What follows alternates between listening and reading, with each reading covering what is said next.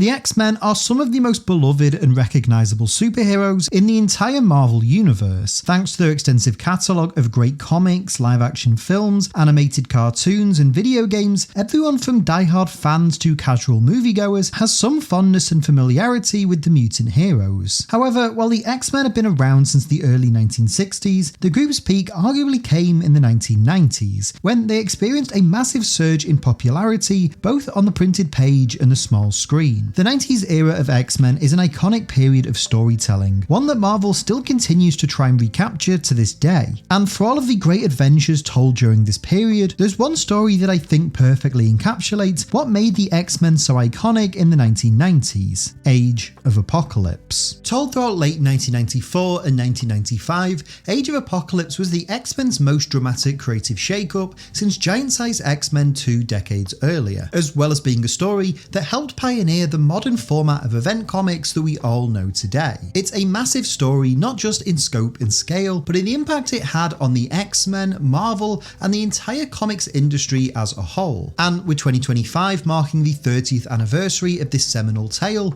I thought now would be the perfect time to go back and revisit Age of Apocalypse and consider how this event changed Marvel's mutant heroes forever. So in this video, I want to explore the history behind Age of Apocalypse, discuss how it came to be, and how it was designed to radically reinvent Marvel's mutant heroes, and consider how its bold creative swings resulted in one of the X-Men's most memorable and beloved stories, as well as how it continues to inform our understanding of these characters still today.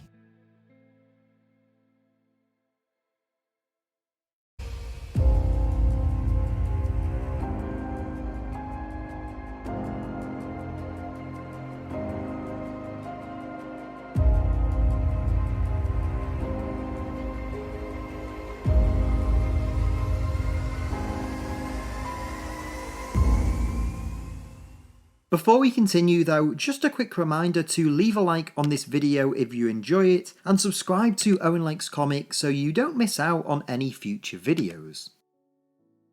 In order to explain why Age of Apocalypse is so significant, I think it's worth overviewing the state of X-Men comics by the mid-1990s, as well as just how exactly this storyline came together. As I noted in the introduction, the 1990s was a huge boom period for the X-Men. Throughout the previous decade, Chris Claremont had established the X-Men as a major pillar of the Marvel Universe, and had established the modern template of what exactly an X-Men story is. In 1991, Marvel capitalized on the team's newfound success by launching a second ongoing series, pairing the long-standing Uncanny X-Men title with a brand new series called simply X-Men. Its first issue, released in August of 1991, not only saw artist Jim Lee redesign the team's trademark costumes, but it became the highest selling single issue of all time, selling a grand total of over 8 million copies. Even with Chris Claremont's departure from the X-Books at the end of 1991, this team continued to go from strength to strength throughout the decade, with a whole new host of creators such as Scott Lobdell, Fabian Nicieza, Mark Waid and Jeff Loeb,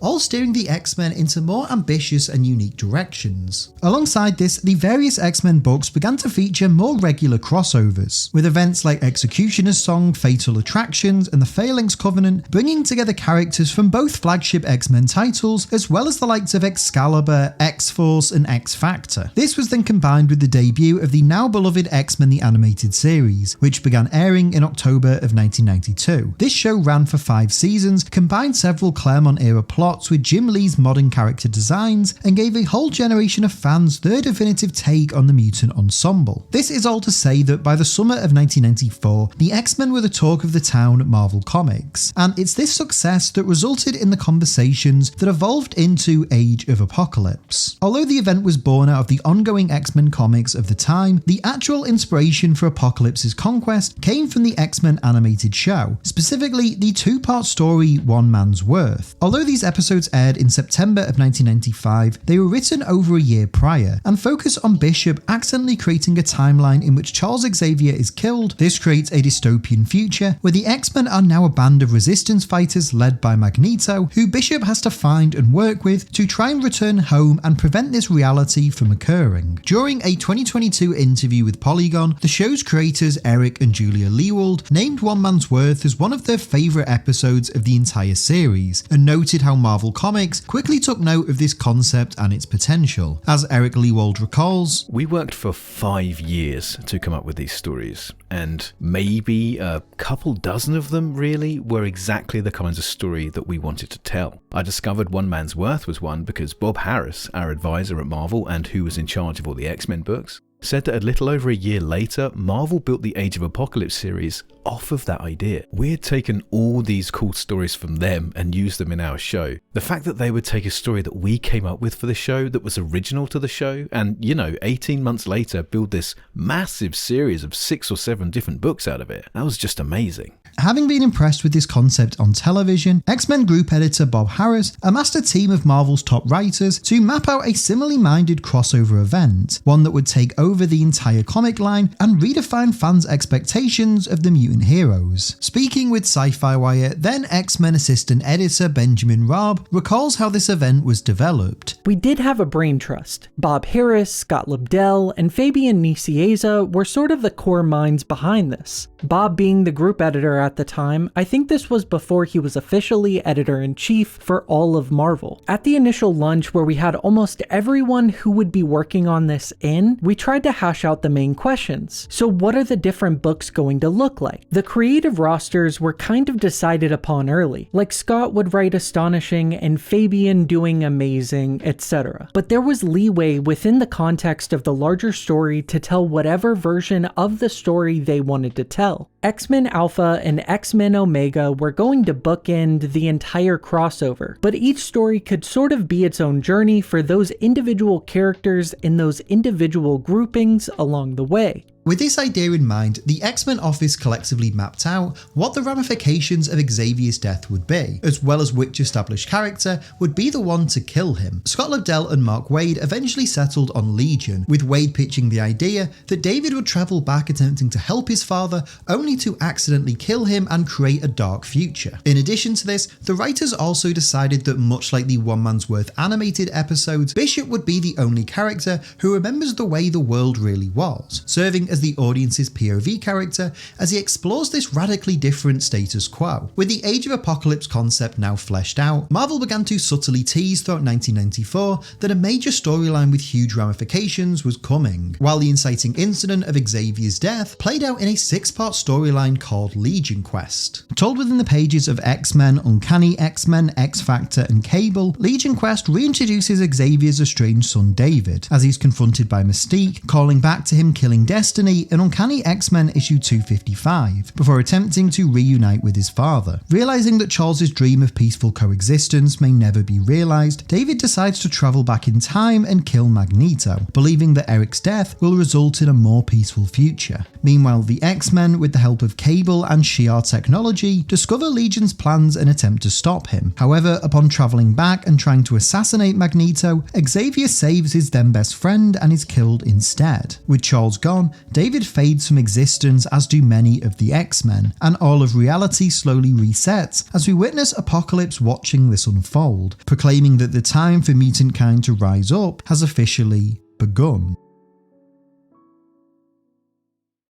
Before we continue though, I want to take a second and talk to you about something I should probably promote more often, patreon.com/Owen Likes Comics. I've been working on this channel full time for a little while now. It's my absolute dream job and I love it, and it wouldn't be possible without everyone who watches, subscribes, likes and comments, as well as all of my supporters over on Patreon. In case you didn't know, I release several bonus videos and podcasts every month on my Patreon, as well as the full uncut conversations with special guests that I record as part of these videos. You can also watch all of my videos ad-free and several days early, and be part of a community of like-minded people where we regularly chat about comics, movies and everything else. As a companion piece to this video, you can go over to Patreon and watch the full 2-hour conversation that I recorded with Ernie from BlerdWithoutFear. And as part of my next video on the history of Ultimate Marvel Team Up, next week I'll be releasing the uncut interview that I filmed with Brian Michael Bendis. There are multiple different tiers with unique perks starting at just $1 per month. I will leave links in the video description and the pinned comment, or just go to patreon.com/Owen Likes Comics. At the very least, check it out and see if it's something you'd be interested in. Thank you for all of your support, and let's get back to the video. The final moments of the Legion Quest story set up an unexpected future for Marvel's mutant heroes. With Charles Xavier now dead and reality fading to white, readers were unsure of what they could expect and what Marvel had in store for all of their favourite characters. Answers would eventually come in December of 1994, when the company released a special one-shot comic entitled X-Men Alpha. Written by Scott Lobdell and Mark Waid, with art by Roger Cruz and Steve Epting, this comic immediately stood apart from every other X-Men incarnation and showcased to readers that everything truly had changed. The book opens in Seattle, where we witness the city reduced to rubble and mountains of dead bodies, as a lone figure surveys the landscape, wondering what exactly has happened. As they wander through the empty streets, our protagonist then encounters a young human girl being hunted by Apocalypse's soldiers, the Infinites. The mysterious figure protects the girl and fights the soldiers, absorbing their blasts until the X-Men appear and take out the Infinites. This version of the X-Men is led by Magneto and includes familiar heroes like Nightcrawler, Rogue and Iceman, as well as traditional villains like Quicksilver and Sabretooth. Our protagonist then reveals himself to be Bishop, explaining to Magneto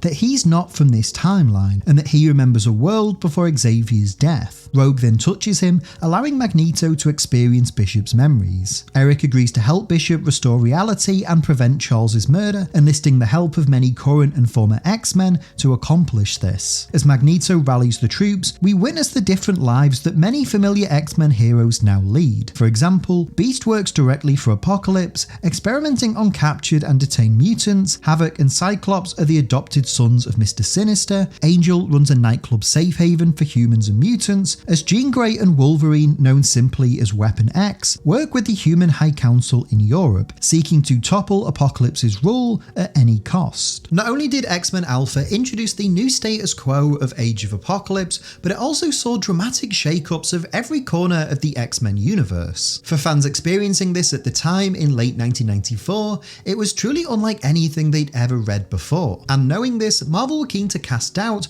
on how long this new timeline would actually exist, and whether or not things would ever really return to normal. This was achieved through the relaunching of all the ongoing X-Men comics. The two flagship books, X-Men and Uncanny X-Men, became Amazing and Astonishing X-Men, while other titles like Wolverine, X-Force and X-Factor were renamed as Weapon X, Gambit and the Externals, and Factor X. When considering the immediate reaction to Age of Apocalypse's launch and how readers felt during the story's original run, I sat down with Ernie from Blurred Without Fear to discuss his history of reading X-Men comics during this period, as well as his memories of following this monumental event at the time of its release. I was definitely there, and I was reading as it was coming out, and it was the weirdest thing I'd ever seen in my life. So when the X-Men the arcade game came out, it was around that time frame that I was reading X-Men comics. So like it was kind of when like the X-Men, I think if I'm not mistaken, this was like Outback era, kind of in and around Outback era. Going from that to then eventually getting like Jim Lee and Chris Claremont's was it X-Men Mutant Genesis? That was basically the run that kind of like became the de facto kind of launching point for me. So when everything happened with AOA, I kind of came in on like the tail end of Legion Quest. So all I saw was the death of Xavier. And then it's like, oh, come back next month. And, I obviously came back next month. And the world has completely flipped upside down, and like Apocalypse runs everything. And it's like, oh wow, who are all these kids? Like why does Cyclops have long hair? Why does he only have actually only have one eye? It was very confusing to me because I was like, man, one dude dying changed all this, huh? You're used to the characters being a very specific way. Whether it's in the comics, whether it's on like a cartoon or a video game or whatever. Like I had a very clear idea of who each of the X-Men were. Like if you just held up a flashcard of an X-Man, I could be like, oh yeah, that's Beast. Yeah, Beast is the jovial scientist of the group, and he's usually pretty chill and cool. When you get to Age of Apocalypse, everybody's acting differently. It was a strange time. Also being the one kid who was reading it, like actively amongst all my friends, it was very difficult to talk to anyone about X-Men because it was like I had to explain to them why Wolverine only had one hand. Seeing the X-Men so fractured, it was a vibe. And honestly, kind of repainted my view of the X-Men for a little bit.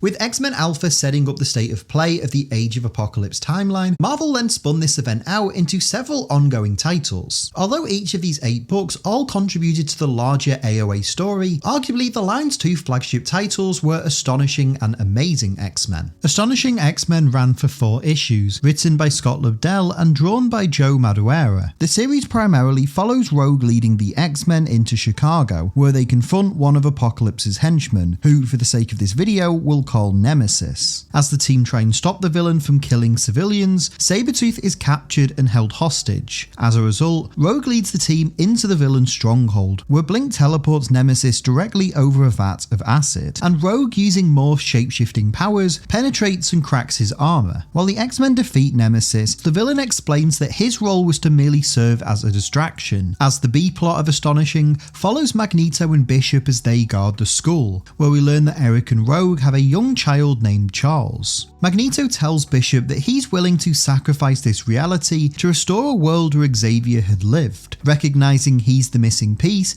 to creating a world where humans and mutants can coexist. This conversation is interrupted by Apocalypse, who ambushes the pair and kidnaps Magneto. This storyline also appears in the pages of Amazing X-Men, written by Fabian Nicieza with art by Andy Kubert. This title introduces a secondary X-Men lineup, consisting of Quicksilver, Storm, Dazzler, Banshee, Exodus and Iceman, who are sent to Europe to aid humanity's evacuation, where they fight Apocalypse's Brotherhood and the Horseman Abyss. This group of heroes later encounter Bishop, saving him from the villainous Madri, and discover that Magneto has been captured. It's also revealed that Charles was evacuated from the school when Apocalypse attacked, and was intercepted by Strong Guy. However, in the pages of Gambit and the Externals issue 4, Strong Guy shockingly betrays the X-Men and delivers the child to Apocalypse alongside the mysterious M'Kraan crystal, which Bishop believes can be used to restore reality. While Amazing and Astonishing X-Men served as the flagship titles for Age of Apocalypse, each of the 8 books that comprise this event all fleshed out different corners of the timeline and each told unique stories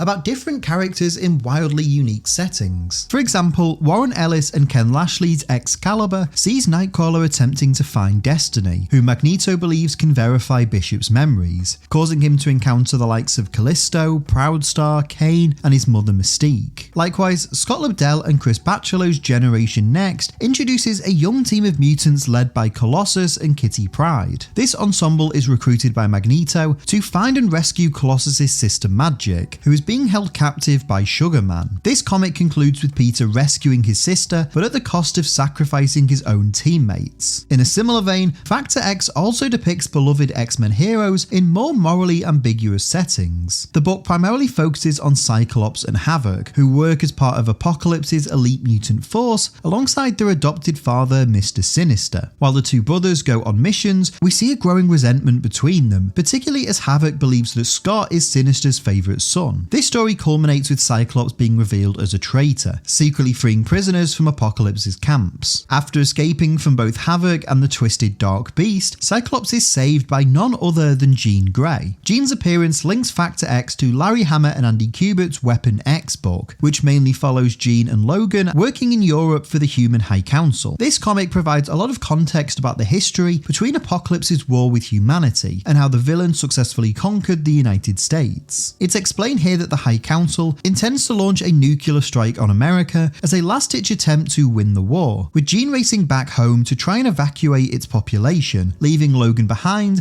and eventually meeting Cyclops. And finally, perhaps the most radical reinvention came in Jeff Loeb and Steve Skroch's X-Man. This series introduced a new incarnation of Nate Gray, better known to readers as Cable. Here, he's depicted as a genetic clone of Cyclops and Jean, created by Mr. Sinister, and the world's most powerful telekinetic being, having never contracted the techno-organic virus. After being rescued and adopted by Forge, we learn that Sinister actually created Nate as a contingency plan to defeat Apocalypse, while in the present day, X-Man evolves into a one-man army, waging war on Apocalypse's strongholds alongside the likes of Toad, Mastermind, and Brute. All of these titles ran for 4 issues and concluded in April of 1995. In addition to them though, Marvel published a 2-part special in March and April entitled X-Universe, which explained what happened to many of the universe's non-mutant characters, such as the Fantastic Four, Iron Man, and Daredevil. The Age of Apocalypse saga would then conclude in another one-shot special, this one titled X-Men Omega,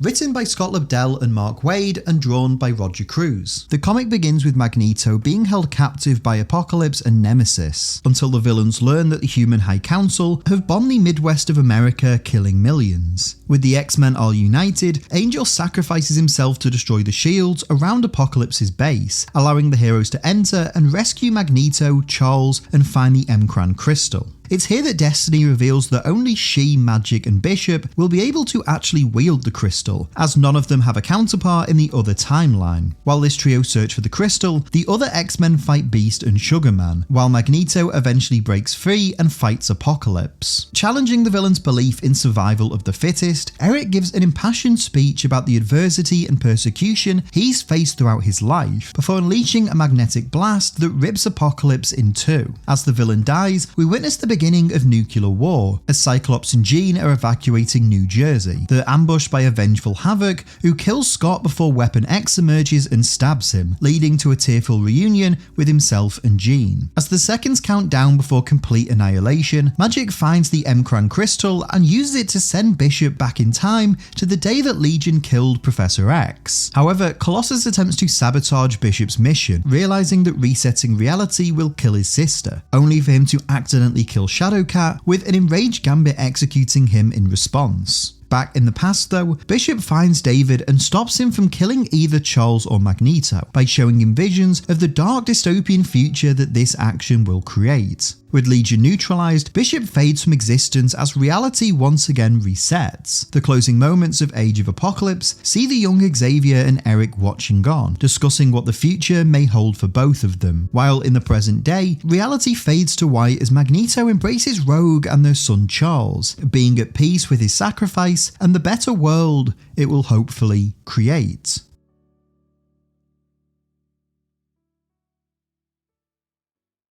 Following the release of X-Men Omega in June of 1995, the Age of Apocalypse storyline came to an end, and the team's status quo largely returned to normal. As a result, the remainder of the 1990s saw the X-Men embroiled in a whole host of other storylines and crossover events, including the Onslaught saga in 1996, Operation Zero Tolerance in 1997, and the Hunt for Xavier in 1998. The start of 2000 saw Apocalypse return in a storyline called The 12, which ran from January to February and was followed up on in March by Ages of Apocalypse. This coincided with Chris Claremont's short-lived return to the X-Books that same year, as Marvel brought back the team's most iconic writer to try and revitalise the series. However, Claremont's comeback and the subsequent Revolution relaunch failed to capture the imagination of readers, leading to Marvel hiring famed DC writer Grant Morrison in 2001 to lead an ambitious reimagining of the mutant heroes. Under Morrison's tenure, the flagship X-Men comic was relaunched as New X-Men, with the writer's 3-year run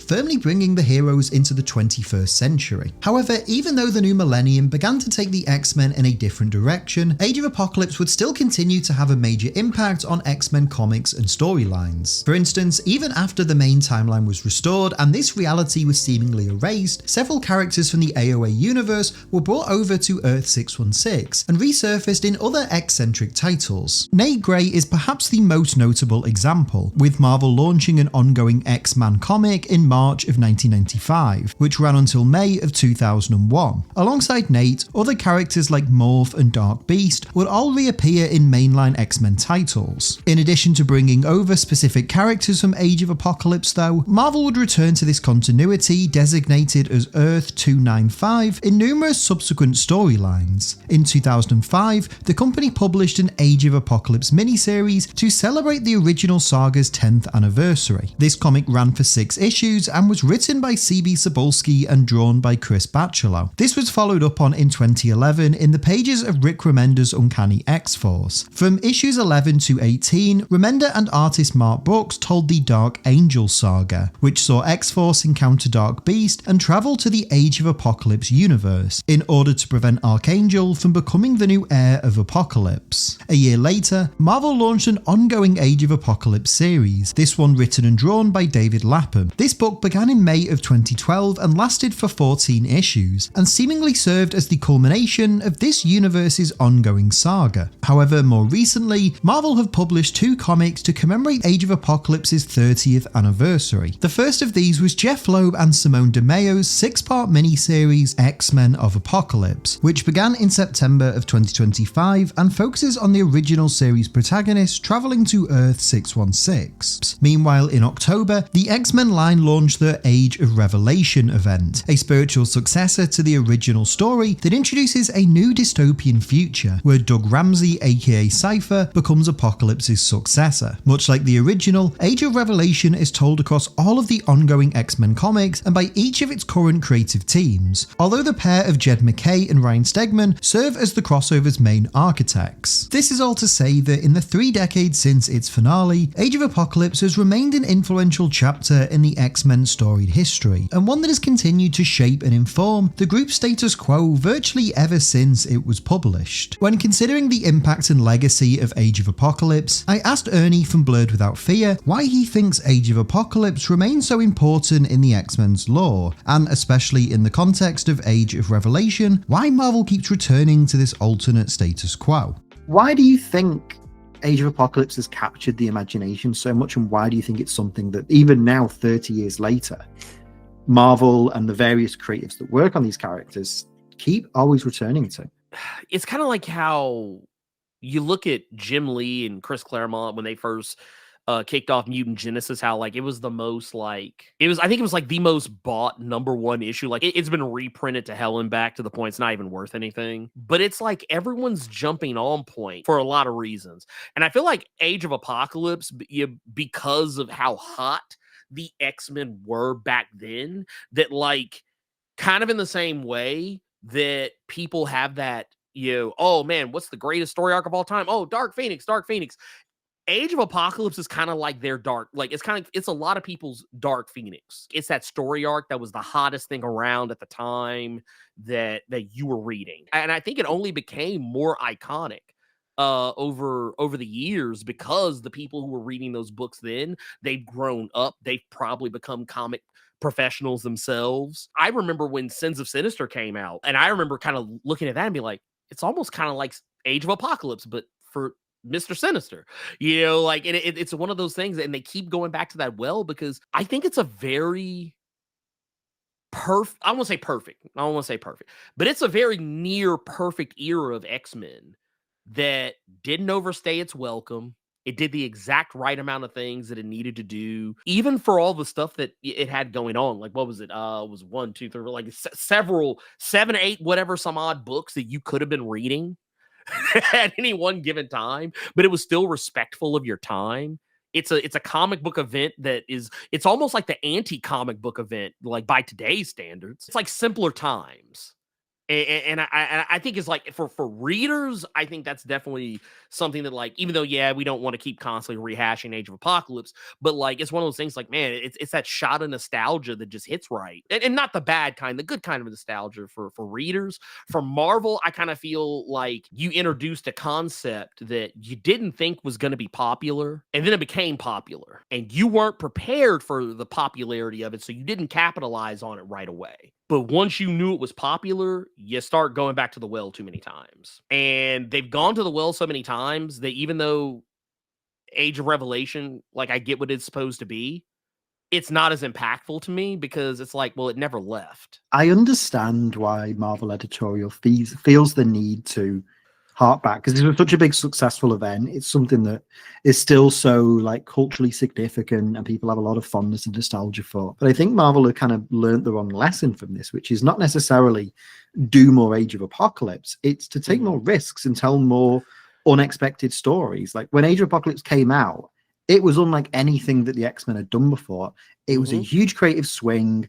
The writers and artists basically reinvented the entire corner of the Marvel universe from the ground up, and it became hugely memorable and significant. And I think the answer to that is not to just do more Age of Apocalypse, but to carry on the spirit of Age of Apocalypse by taking bold swings with the X-Men. You could argue that the best follow-up to Age of Apocalypse is something like Krakoa, where Jonathan Hickman just remakes the X-Men in his own image. Even like what Morrison did with New X-Men, where it's like, I'm going to take over the X-Men and I'm going to make it mine. It's going to be so different to anything you've read. I think that is the lesson we should take from Age of Apocalypse. If they were really serious about it, you know, and maybe wanted to take the next step towards really pushing out the next good generation of X-Men comics. After Age of Revelation has run its course, Age of Apocalypse should be sunset for a while. Let Age of Apocalypse be what it was. Let it exist in the time frame that it did. And don't even make stories that are callbacks to it. Don't make stories that are like, oh, hey, this is our love letter to this. I can't miss you if you don't go away. Looking back at Age of Apocalypse some 30 years later, it's hard not to be impressed by everything this story accomplished. Although events and alternate timeline plots were hardly a new concept by the mid-90s, the sheer scope and spectacle of this crossover is something to admire. Marvel quite literally reset the entire status quo of some of their most popular characters, and allowed creators like Mark Waid, Scott Lobdell, and Fabian Nicieza to drastically reinvent them, ultimately creating a fresh iteration of the X-Men and a beloved story that's still fondly remembered 3 decades later. Alongside this, you could even argue that Age of Apocalypse is the first modern event comic, and that the slew of large-scale crossovers that both Marvel and DC have embarked on an annual basis ever since wouldn't exist without this bold creative swing back in 1995. Personally, this era of X-Men comics has always been something of a weird blind spot for me. As someone who started reading comics in the early 2000s, my introduction to the X-Men were cartoons like X-Men the Animated Series and X-Men Evolution, and the 1-2 punch of Morrison's New X-Men, and the astonishing X-Men series by Joss Whedon and John Cassaday that followed it. And despite me having gone back to read everything from the original Lee and Kirby comics all the way through Chris Claremont's incredible 16-year run, the mid to late 1990s is an era of X-Men comics that I haven't explored in enough detail. But even if this era isn't something that I'm overly nostalgic for, it's still difficult not to appreciate everything that Age of Apocalypse has to offer, and how it redefined fans' expectations of not just what the X-Men are, but also how it changed Marvel's entire approach to storytelling for the next generation. Much like Ernie and I spoke about in our discussion, you can read Age of Apocalypse as the final chapter in the X-Men's meteoric rise throughout the 1980s and 90s, a story defined by unbridled creativity and the editorial freedom to shake things up in a way that might not be possible today. But I also think that it's that impact and legacy that not only keeps this story in the hearts and minds of so many readers, but also why Marvel continues to return to this alternate status quo over and over again. Ultimately, Age of Apocalypse was a perfect moment in time, a celebration of what made the X-Men become household names and the face of Marvel Comics throughout the 90s, and a genuine attempt to radically reinvent these icons in a fresh, distinct and bold way, all while crafting a generational event that continues to inform our understanding of the X-Men still to this very day.